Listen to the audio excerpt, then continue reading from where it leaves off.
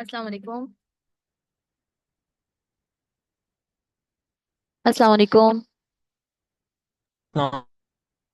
Miss. Yes, how are you? अल्हम्दुलिल्लाह miss. Okay, so should we start from the same topic that we were discussing before? Yes miss. Okay, so we were talking about acids and alkalis, and last time we were discussing about reaction of acids with other substances. So I'm just sharing the screen.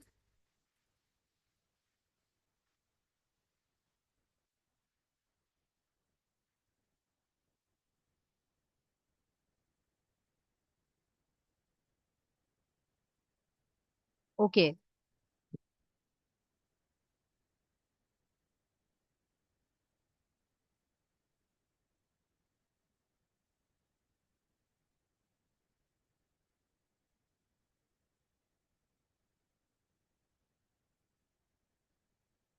All right, so let's start to talk about. I hope that you can see the screen. Yes miss. Okay, so let's talk about the properties of acids once again. Just to have a quick recap.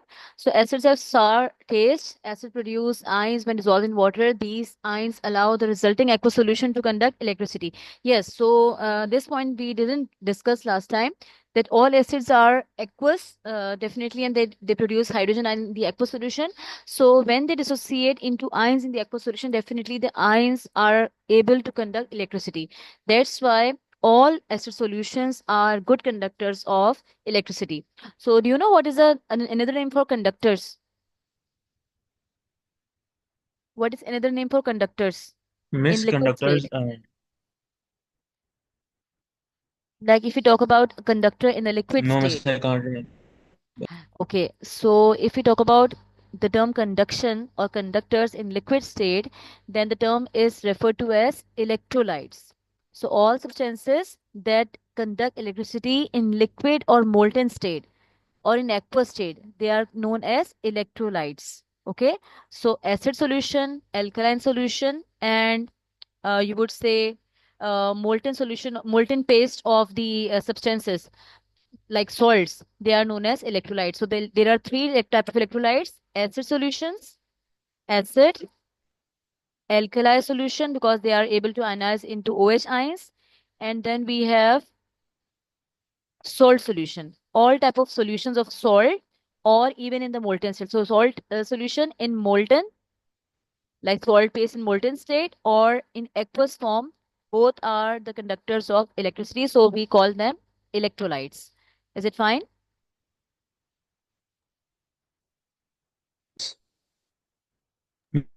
Miss miss electrolyte is only for aqueous solutions.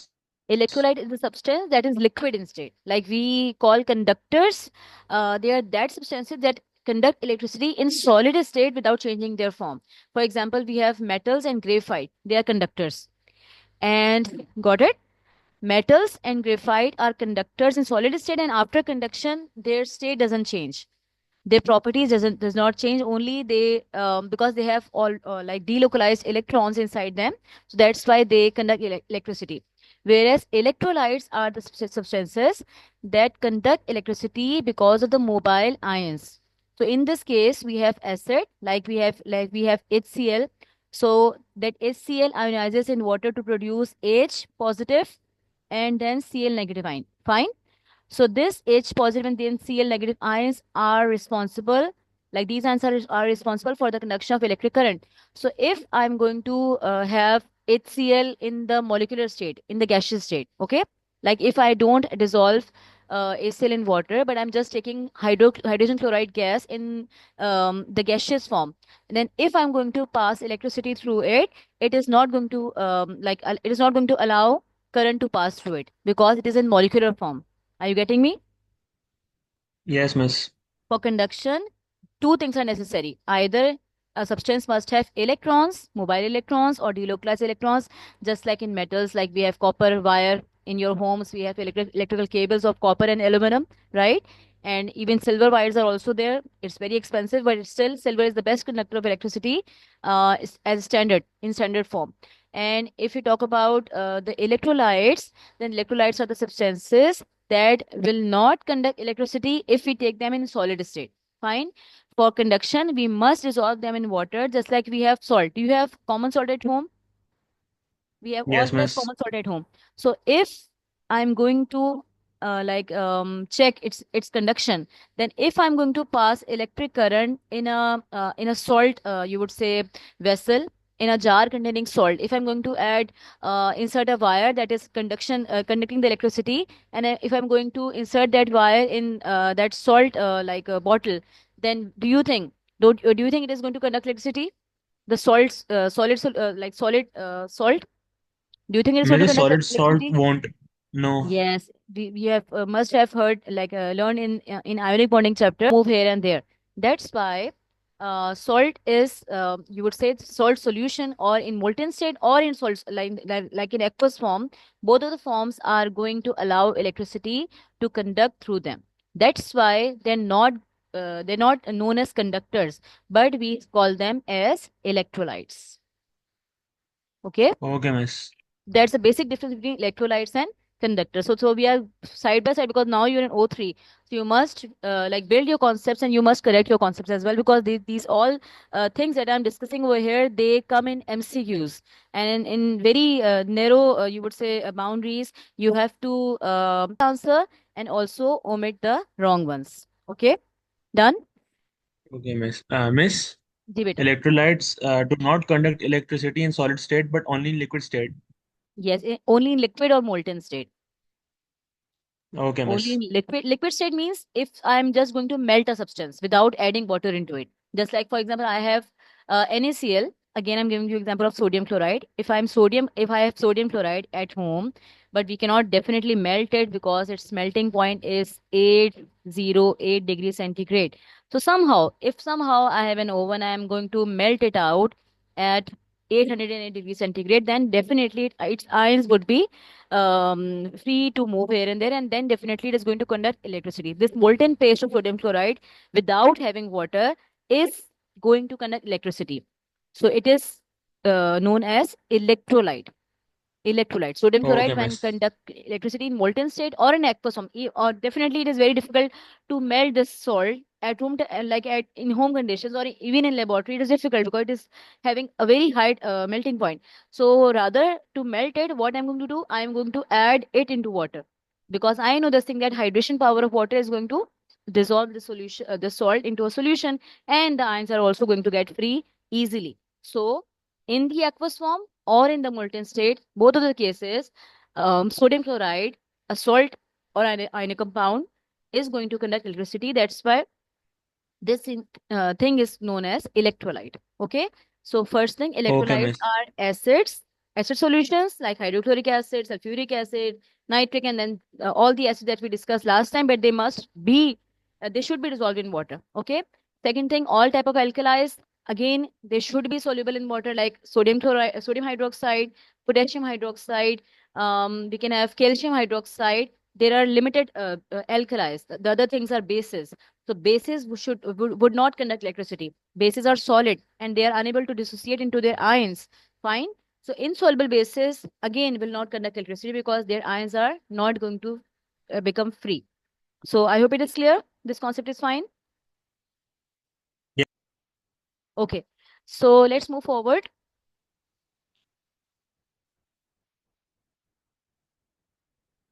Fine. Third property, acid turns blue litmus paper red. That's we discussed this point. We have already discussed it last time. So acidic substances turn blue litmus paper red, and even we can have blue solution of litmus as well. Okay, litmus is also available in the laboratory in the solution form. So either we have litmus solution or in the paper form. Both of the cases, acid will turn blue litmus red. Okay, immediately they will turn red. And the bases are substances Okay. that will turn bases. What color they will change? Blue. Yes, bases are substances that change red litmus to blue, and likewise. So fourth property, acid react with now we are going to start the chemical properties. Acid react with reactive metals This is what we were discussing last time, and now today we are going to do it in detail. So acid plus metal, the product is salt and hydrogen gas. For example, when a piece of magnesium ribbon is added to dilute sulfuric acid, bubbles of hydrogen gas can be seen. The equation for this reaction is Mg plus H2SO4, Mg4 plus H2. Okay, so Yes, miss. is it balanced?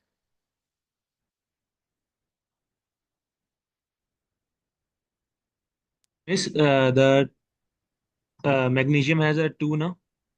Yes, magnesium Mg2 is as well. yes, and magnesium in which group magnesium is present? Miss, second, Second group. So the valency of magnesium is it plus will have a 2. plus 2. Plus It 2. has a charge of plus 2, and the sulfate has a charge of negative 2.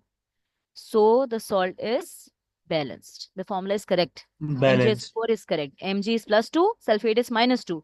That's where the formula is correct. MgSO4. Fine. Very good. Now you must have realized that we must go towards the formation of salt. Okay. And now once we have like checked that the formula of salt is correct, then we must do the balancing at the back end. So magnesium reacts with sulfuric acid. 1 mole of magnesium reacts with 1 mole of sulfuric acid to produce 1 mole of magnesium sulfate, and hydrogen gas will be liberated off. Okay. Now, okay, can I ask you a question? Yes, miss. Now tell me, do you know what is the test for hydrogen gas? How can I test Miss, hydrogen gas? I miss, I don't know the exact test, but I think it was something with Hmm. the matchstick Something with flames, mastic. Hmm. Okay. and we also So, sometimes check for the effervescence. Or okay, is that for something else? you are close enough, but all the tests are getting missed. So we just wait.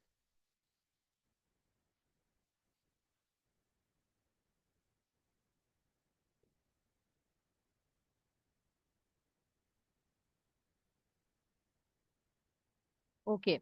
So at the right side, if you just see, this is a test for hydrogen gas. If hydrogen, because we have to connect everything, right? And because now we don't have time, so we have to connect different concepts at the same time, because they are going to be asked in your exam in this way. Okay, similar one after one another. We have different questions linked to a similar topic. So if they ask you that magnesium reacts with sulfuric acid to form this and this, how a student is going to identify whether hydrogen gas is present, or how do you confirm it? So there are two like words in your marking scheme. Pops in a flame. The test for hydrogen gas, shortcut test, if you just have one line answer or one word, like one mark answer, you just write pops in a flame. For hydrogen gas, the wording for in the marking scheme is pops in a flame. Pops in a flame is just written, but if you go towards a detailed test, like if it is of 2 marks, then you must write first of all test for hydrogen. This is it. We can test hydrogen gas by placing a burning splint at the mouth of the test tube. Hydrogen gas extinguishes the burning splint with a pop sound. This is a detailed test. So for the test part, you can say place a burning splint at the mouth of the test tube. Place the burning splint at the mouth of the test tube. And now shortcut, the splint will be extinguished with a pop sound.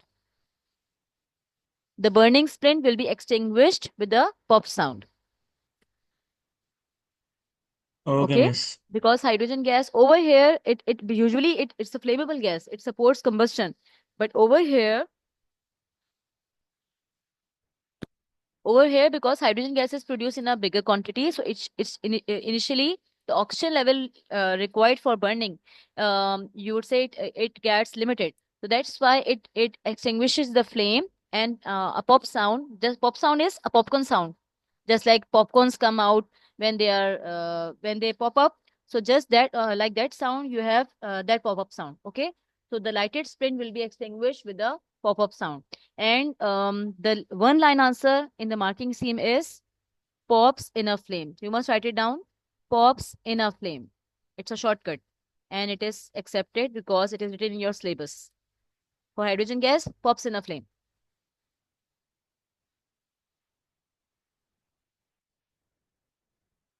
Okay. I've written it. Yes, miss. I've written it. Okay, great. So magnesium. So now The next question, you must write it down and write the next question. Describe and explain. I'm just writing the question that come in the exam, just like that. Describe and explain what will you observe? What will you observe when magnesium is added when a piece of magnesium is added to dilute sulfuric acid?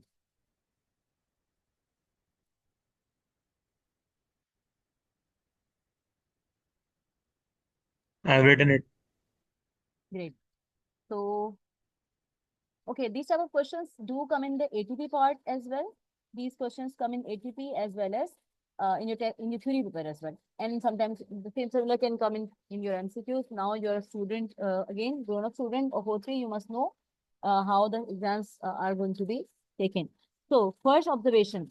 So, what will you, for 2 marks, how can you describe it? If magnesium is added to sulfuric acid, what will you observe? Miss, a reaction will take place, Reaction will first of take place. all. First of all, okay. Second, And, and the second thing that we can observe is the hydrogen using the test. first of all, what will happen to the piece of magnesium? Then I'm going to add it into what into like into sulfuric acid. First observation will be, as a first of all, you must know that we are going to add excess magnesium. Excess magnesium. Sorry, we are going to add piece of magnesium into sulfuric acid. So first of all, because the piece is a small chunk, is going to be a small chunk, limited size. Fine. So the first of all, when the reaction takes place, the first observation is going to be the first observation will be piece of magnesium, yeah, magnesium gets dissolved in dilute sulfuric acid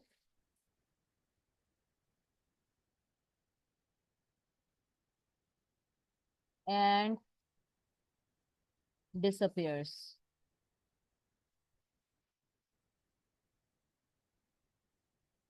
Magnesium gets dissolved in dilute sulfuric acid and gets disappeared after some time. Okay.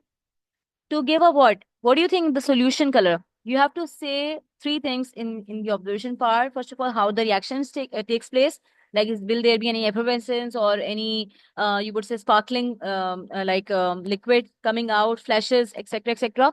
How the solid gets disappear? Will it settle down at the bottom or it gets disappear? Two things. When we talk about solid substance like a metal, if it is in excess, then the solid must settle down at the bottom after the reaction will be finished, because it is in excess. That other thing must be limited. It gets finished up after some time, and the solid must settle down at the bottom. So this thing, but over here we're talking about a piece of magnesium. So definitely the acid must be in a greater quantity as compared to that small piece of magnesium. So when magnesium will be added, after like few seconds, you see the magnesium gets dissolved and then later on it gets disappeared completely. First of all. Second thing, the solution that is formed will be a salt solution of magnesium sulfate. And magnesium sulfate is a colorless salt, like a white in color. And when it is going to dissolve in water, the solution becomes transparent. So you would say a colorless solution will be, a colorless solution will be formed. Now tell me honestly, are you getting it? Chef Hasil. Why Yes, colorless miss. solution is Yes, formed? miss. Why it is colorless? Miss, because magnesium, you said it is basically a white metal and it will give off no It's a gray color in the metal. solution. It's a gray metal. But when it makes a salt with sulfate ion, it makes magnesium sulfate. Then the salt color will be white, and because it's just forming in the reaction, we're not seeing the white color. It has just formed in the reaction, so it will give you a colorless solution, because it will, once it is formed, it is going to get dissolved into the water that is present in the medium already. Fine. So to cut it short, let me give you a simple technique to remember the color changes. Listen, group 1, group 2, group 3, Group 4, 5, 6, 7, 8, 9. All the groups, especially for metals part, 1, 2, 3. Group 1 to 3 salts are always colorless. They're white in color, and when you dissolve them in water, they're always colorless. They will always make a colorless solution. Group 1 that contains sodium, potassium, lithium. Group 2 that contains calcium, magnesium, and group 3 that contains aluminum. The salts of these metals are colorless. Okay, like white in color, and then later on turn to colorless solutions. Okay, Okay, are you miss. noting it down? Yes, miss, I am. Because in ATP everything will be asked. Everything, every color is going to be asked, and it's getting tricky day by day. Okay. Whereas if there is a salt of a transition metal, transition metals are d block elements that are found in between the group 3 and group 2 and group 3. The middle block, that is transition metal block, contains copper, silver, gold, mercury, and the other things.